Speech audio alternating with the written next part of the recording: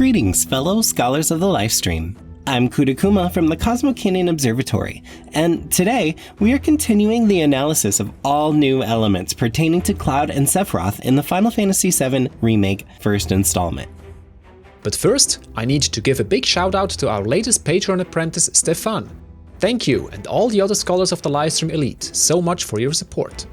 Back to you, Kuta. We highly recommend that you watch all the previous parts visible on screen before continuing, just so you can receive the full context. You can find the continuously growing playlist in the info card up there. Still here? Fantastic! Strap in and enjoy the next segment of our journey. Caution, spoilers ahead.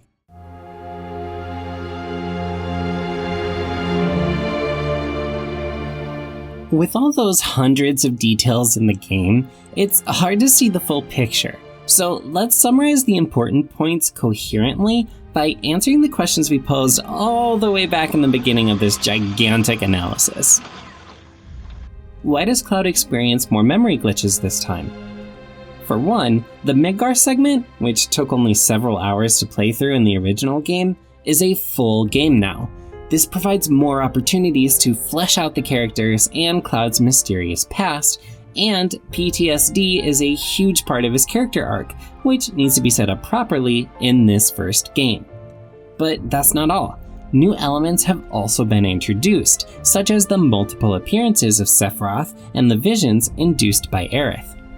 In the original Midgar segment, Cloud experienced the following memory incidents. In reactor number 1, just before setting the bomb. In reactor number 5, at almost the same place with a flashback of Tifa. In Aerith's church, after landing, but before waking up. Right afterwards, when remembering Reno. When Cloud answers Aerith's question about his soldier rank in the Sector 6 playground. In the room within Honeybee Inn, where Cloud's true self is questioning him. In the collapsed expressway on their way back to Amira, where Cloud remembers Sephiroth. And in the Shinra building when approaching Genova's tank the first time. A mere 8 occurrences of memory triggers which are not conscious memories of the past. We experience a lot more of those in Remake Part 1, namely a total of 33 if we exclude normal recollections like Cloud's promise to Tifa and his dream about meeting his mother again 5 years ago. We also consider a Sephiroth hallucination directly following a flashback as a single event. While the original 8 memory incidents also occur, many more appear through Sephiroth's interventions and Aerith's flawed memory transfer in this iteration of the story. But we also experience a few new ones tied to neither, like before entering Mako Reactor 1, when Jessie asks about Tifa, when Cloud is surrounded by security officers, or when the Sector 5 kids overtake Cloud. However, when we only look at those 8 memory incidents lifted from the original, did you notice that those which happened in Aerith's presence have changed significantly in Remake? Originally, Cloud's memories of Zack helped him answer Aerith's question about his rank in Soldier. This is not necessary anymore in Remake, as Cloud already mentions his rank to Barrett in Chapter 1 and Reno in Chapter 8. In Remake's version of the playground scene, this memory incident changed to a moment of suppression when Aerith says Zack's name out loud. The one in the church also changes, from remembering Reno to a vision of the future, triggered by Aerith mentioning her supposedly useless materia. All other instances have been faithfully recreated for Remake or outright removed in the case of Cloud's self-doubt in the Honeybee Inn. Except the one at the Mako pump, which is related to none other than Sephiroth. What type of glitches do occur, and what do they represent? Before we get into it, I need to address the visuals of those glitches in general. Why are they always tinted green? Well, it's simple. Memories are directly tied to the livestream, which bears the color green. Nothing more to it. Now, if we discount normal recollections like Cloud's burning home, the promise, and Cloud's chat with his mother, we can categorize all of Cloud's strange memory-related episodes into 4 categories: hallucination, suppression, flashback, and vision. Hallucinations are practically synonymous with seeing Sephiroth or his feathers as if they were real. Suppressions occur when something reminds Cloud of his real past, which contradicts and thus threatens his current fake persona of being a soldier first class. Flashbacks either describe PTSD moments mostly related to the Nibelheim incident, or are otherwise triggered by similar events relating to Cloud's past not deemed dangerous enough for suppression. Visions describe episodes where Cloud sees or is reminded of an event from the future. All those instances are a direct cause of Aerith's touch in Chapter 2. But which memory belongs to which category? Let's quickly breeze through them all. Under hallucinations, we have the first black feather when setting the bomb, Sephiroth's first appearance in Sector 8, Sephiroth's second appearance before meeting Aerith, Marco, number 49, looking like Sephiroth, Sephiroth telling Cloud that there's still so much to be done, number 2, looking like Sephiroth after touching Cloud, Sephiroth's appearance after Platefall, the black-robed figure and Sephiroth in the Visual Entertainment Hall presentation, the second black feather spotted through the closing elevator doors, Sephiroth and the third black feather appearing at the end of the highway, and the last feather dissolving into particles after defying destiny. Memory suppressions happen when Cloud can't answer Barrett's question in Reactor Number 1, when Cloud is surrounded by security officers, when Cloud claims to have been through a lot with the Buster Sword, when Aerith says Zack's name in Evergreen Park, when a security officer recognizes Cloud in the cafeteria, and when Hojo spills the beans about Cloud not being a soldier.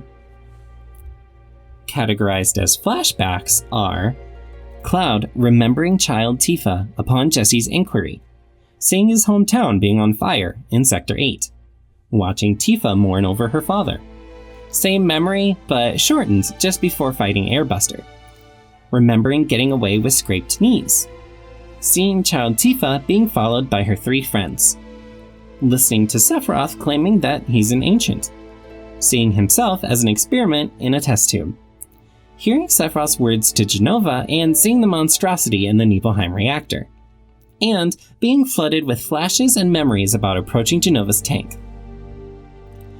The remaining memory incidents are classified as visions, an explosion and pieces of debris raining down from the plate, a glimpse of the reunion at the northern crater, flashes of Aerith's death in the white materia, feeling Aerith's departure when remembering her farewell in the sleeping forest, more flashes of Aerith's death plus meteor pressing through the clouds, the pain of geostigma on Cloud's left arm, and last but not least, the supposed duel against Sephiroth from the end of the original, stomped by Sephiroth and thus invisible to us. Yes, we did leave out those visions in the Singularity, as those are shown to all characters, not only Cloud. But it's worth mentioning that Cloud is shown suffering from a headache after 2 of them, like he did earlier in the game. One instance follows the vision of Cloud charging towards Sephiroth during their duel, and the other after we see Cloud slowly dropping Aerith into the pond at the Forgotten Capital. Why after those 2 specifically, and not the first 2 visions of future Nanaki and Meteor where the camera focuses on the whole group and then only Tifa respectively? Both the Sephiroth duel and Aerith's burial are deeply personal to Cloud and pivotal points in his journey. Before we get to the next question, I need to provide additional thoughts and nuance to memory incidents we talked about in the evidence chapter. First, we mentioned memories lacking a glitch effect. While those are mere recollections, they also don't represent the full truth and are shown through the eyes of Cloud's fake persona. When reaching out to his burning home, he remembers himself wearing his soldier gauntlets. When visiting his mother, he wears a soldier uniform and the Buster Sword is leaning against the wall. While both memories are real, they are still altered to keep Cloud's fake persona intact. Second, we need to briefly mention Cloud's recollection of Tifa crying over her deceased father, Brian. Since they are accompanied by a green glitch effect, they are in fact not normal recollections. Actually, Cloud never witnessed that scene himself. They are not his own memories, but more on that a bit later. What is the meaning of Sephiroth's black feather, which only Cloud can see? Basically, it represents a premonition for, or harbinger of, an imminent Sephiroth appearance. There are 3 in total, 2 of which disappear in smoke while the other lands safely on the ground. Thus, each of those three also describes the nature of the next Sephiroth appearance. The first one happens in Chapter 1 and foreshadows the very first Sephiroth meeting in Chapter 2, where his future version connects to Cloud's PTSD flashback. Since it's a hallucination, the foreshadowing feather dissipates into smoke, signifying an immaterial existence. The second one does not disappear, and thus foreshadows a physical representation of Sephiroth made possible through Black Robe number 2, or 49, and the effects of Genova cells. The third one is a premonition of yet another different type of Sephiroth. Even though he can be seen by everyone, he's still basically a projection, which is why the third feather also dissipates into smoke. It's also worth noting that the time span between Feather and Sephiroth appearance shrinks each time. They cross chapters in the first instance, while it only takes an elevator ride and some walking in the second instance. The third premonition happens immediately before. Why does Cloud try to kill Marco, Johnny, and Reno without remorse? In the original story, Cloud never wanted to outright kill off someone who wasn't in the position to fight back. If we discount those instances where Sephiroth took direct control over him, of course. But here in the remake, Cloud tries to kill Marco, Johnny, and Reno, and only doesn't do so because of the intervention of Tifa, Aerith, and the Whispers. Marco suffers from heavy Mako poisoning, and the Genova cells within him dictate his life. He's no threat to anyone. Cloud only thinks so because his hallucination imposes the image of Sephiroth onto Marco. Johnny is neither a fighter nor in a position to do anything with his being tied up and blindfolded. Cloud only wants to finish him off because he might rat out Avalanche. He's a loose end.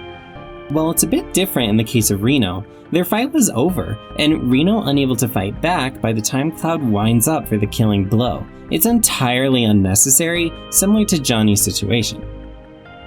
But why this change in behavior? Trying to kill Marco can be explained by Cloud's fear and panic while being haunted by Sephiroth in the place of comfort. But in the other two instances, it's pure, cold-blooded attempt of murder. One reason could be that Cloud now lives a life of a battle-hardened soldier turned mercenary, which does everything for money, don't ask questions, and finish the job. However, in the case of Johnny, there's no contract involved. Quite the opposite. Tifa originally wanted to take care of the situation alone. It was Cloud who insisted on coming along, probably to protect Tifa. With Reno, it's a bit less clear, but his contract involves only being Aerith's bodyguard. Killing a downed adversary in cold blood is not part of that job. Additionally, Cloud was in the very same situation in the original as well. Granted, all those 3 story segments are also new, but that alone doesn't justify this big shift in behavior. So what does? Simple. Sephiroth. Thanks to Sephiroth's early appearance, he messes up and darkens Cloud's mind as early as Chapter 2, igniting his hatred towards Sephiroth, leading him onto that dark path before other characters are able to warm him up. When Cloud meets Aerith the first time, he's already less friendly, as she's the one initiating the conversation instead of Cloud as we see in the original. Cloud even tries to reject her at first. That messy meeting with Marco makes everything worse, and Tifa doesn't have time to lead Cloud away from his dark path of hatred before the Johnny incident. She even directly voices her feelings about it and tells him to spare the knocked out Shinra troops too. And them? No more. Cloud, you're scaring me. Later, she even comments on Cloud's eyes being different now. It's just... you've really changed. How? I suppose it's... yeah, your eyes. They used to be less... filled with anger? He of course brushes off her concerns with his soldier eyes retort, but it's clear that Tifa meant something else. Cloud's killer look. This would explain the killer eyes he supposedly gave Marlene before Barrett's outburst in the bar, which was also a new scene. Let that be a lesson to you. When you want to talk to a little kid, don't go giving other professional killer eyes. Cloud certainly softened up during Chapter 4, and his interactions with Biggs, Wedge, and especially Jessie, as noted by Tifa. Huh? What's with you all of a sudden? With me? Like you're losing that hard edge. She even mentions Marlene in this context. Maybe Marlene won't be so scared of you next time. However, the second bombing mission brings him back on track, pardon the pun, by embracing his mercenary role and remembering the Nibelheim incident, reigniting his hatred for Sephiroth and diminishing his self-esteem. Sephiroth's appearance before waking up in the church also contributes, leading to the situation with Reno. Afterwards, however, Cloud spends a lot of quality time with Aerith, helps out kids, has the date with Aerith in Evergreen Park, and goes on a mission to save Tifa, which then turns into a mission to save Sector 7. Everything without a contract or payment. He even runs up the pillar to help the others on his own accord. He's also less bite and more bark when confronting Leslie alone, and denies Aerith's kill request a bit earlier. On the Sector 7 plate pillar platform, Cloud doesn't even attempt to finish off Reno this time, even though Reno completely surrenders to his apparent fate by provocatively rolling onto his back. And if that's not enough, even the following Sephiroth appearance can't re-corrupt Cloud anymore. Sephiroth has failed in making Cloud his puppet early on, at least in the Midgar segment of the story. Is Cloud able to remember exclusive memories from Zack? This is speculation territory, but it would explain a few things. Cloud does not inherit Zack's memories per se, but it seems like Cloud's mind does contain some memories exclusive to Zack, especially visual ones. Cloud recites exactly the same lines on the slide when Aerith tries to provoke the same scene from her date with Zack. In Japanese anyway. 綺麗。瞳。ああ、魔法を浴びた者の瞳、ソルジャーの証だ。綺麗。顔瞳。気に入った。だったらもっと見てよ。魔法を浴びた者の瞳、ソルジャーの証だ。魔法を浴びた者の瞳、ソルジャーの証だ。Cloud also hears and remembers Sephiroth's lines in Genova's chamber before the confrontation with Zack, which happens before Cloud arrives, here and in the original. There are even more such scenes in the original story which Cloud should not remember. Cloud remembers Tifa mourning her father, picking up the Masamune, storming after Sephiroth, and getting stricken down by him. This is exactly what Zack experienced, hence the green glitch effect in Remake. When Cloud finally enters the chamber with the Machinoid pods, Tifa is already lying on the ground, and Zack is chucked out of Genova's chamber after losing to Sephiroth. Unless Cloud entered before Zack and hid somewhere, which is nowhere visible or even hinted at, he would never have been able to see anything besides Zack getting thrown out of Genova's chamber. Cloud was even lying on the ground in town while it was burning, barely conscious, when Zack left for the reactor. Nigh impossible for him to catch up to Zack in time. And according to Crisis Core, Zack was the one visiting Sephiroth in Shinra Manor's library in its basement. He leaves after Sephiroth and sees the town in flames, with Cloud already lying on the ground. So why would Cloud remember their conversation in the library? He was never there. How can Cloud remember events he couldn't have witnessed? Maybe Zack told Cloud about everything in detail on their journey back to Midgar. Maybe the Genova cells within both absorbed Zack's strongest memories into Cloud, either when Zack died or by proximity alone during Zack's tales on their journey. However, that does not seem to be the case. Let's go back to Zack's conversation with Aerith in Evergreen Park. From what we know, Zack only briefly mentions Aerith to Cloud without naming her on their truck ride. If Zack told Cloud more than that, he'd also know more about Aerith and his new persona, but he doesn't.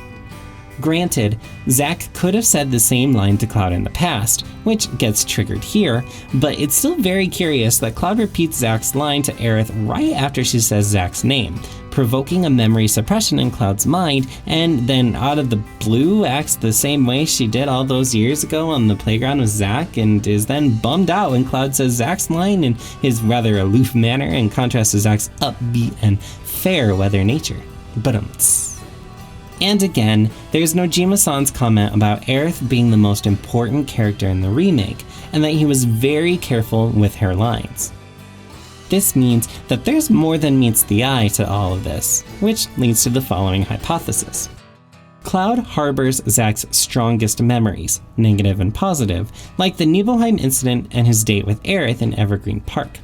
Since part of those memories are also on display in the original game, we can assume it was the effects of Genova cells, and not some wibbly-wobbly timey-wimey livestream memory shenanigans.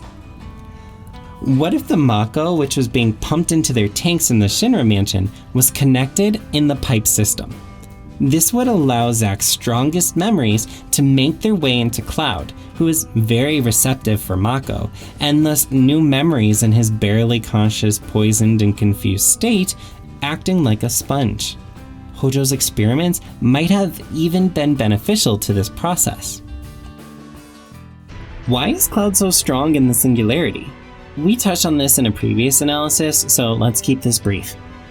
Aerith imbued the portal with her memories, which is why we see an exact replica of Midgar on the other side.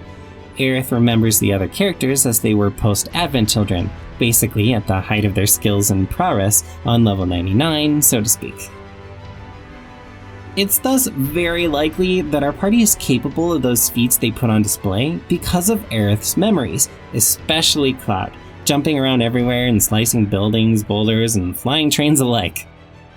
However, once they leave the Singularity again, they're back on their previous level, which would then explain the inevitable drop in skills at the beginning of Part 2. Oh. And with that, we conclude this segment of the journey through Cloud's and Sephiroth's mysteries. Thank you so much for watching! If you liked this video, please give us a thumbs up and make sure to subscribe and select all notifications to be immediately notified when the next part of this analysis releases. Have you noticed anything we didn't? Disagree on some points or have any other feedback for us? Please let us know in the comments, or better yet, check out our Discord server and right away in the Observatory channel. We also release additional content on Twitter, like Viz's infamous CCO gems, so follow us there as well if you're so inclined. Furthermore, huge thanks to all our Patreon and Subscribestar supporters. Your contribution is invaluable. You guys are the best. Stay safe and take care. Kurikuma signing off.